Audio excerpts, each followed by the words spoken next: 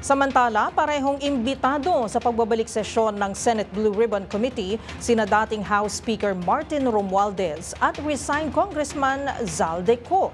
Bilang kongresista, protektado ng interparliamentary courtesy si Romualdez, habang si Ko naman na pinaniniwalaang nagtatago ay posibleng ipa-extradite pabalik ng bansa.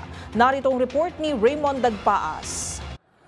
Imbitado sa susunod na pagdinig ng Senate Blue Ribbon Committee, sina dating House Speaker Martin Romualdez at dating Ako Bicol Party List Representative Zaldico. Ito ang kinumpirma ni Senate President Pro Tempore Panfilo Ping Lacson kaugnay sa ikinakasan itong hearing sa November 14. Paliwanag ni Lacson dahil sa umiiral na interparliamentary courtesy ay padadaan niya ng imbitasyon kay Romualdez kay House Speaker Bogie D dahil siya ay incumbent congressman.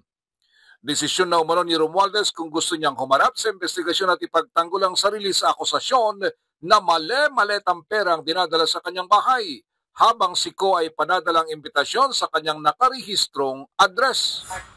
Although yung kay former speaker, although we will invite him through Speaker Bogie D, wala naman talagang direct na pag-implicate sa kanya except yung statement ni Gutesa, but we'll give him the opportunity to respond.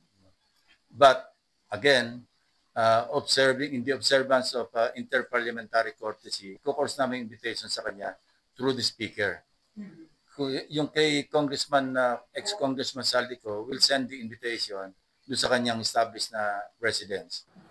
Sa kaso ni Congressman Zaldico na sinasabing nasa Europa na ay walang nakikitang problema dito si Senator Lacson dahil sa kanyang pagkaalam kahit na nasa isang bansa sa Europa si Ko na walang extradition treaty ang Pilipinas ay maaari pa rin siyang kunin at dalhin sa bansang meron tayong extradition treaty.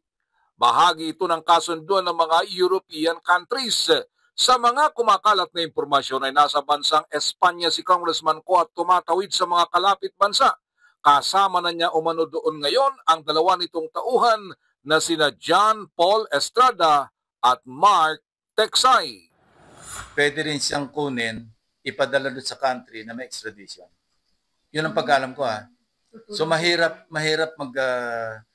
sa Europe kasi merong European Union na meron silang agreement among themselves. Para sa MBC TV Network News, ito si Raymond Dagpaas ng DZRH, una sa Pilipinas, una sa Pilipino.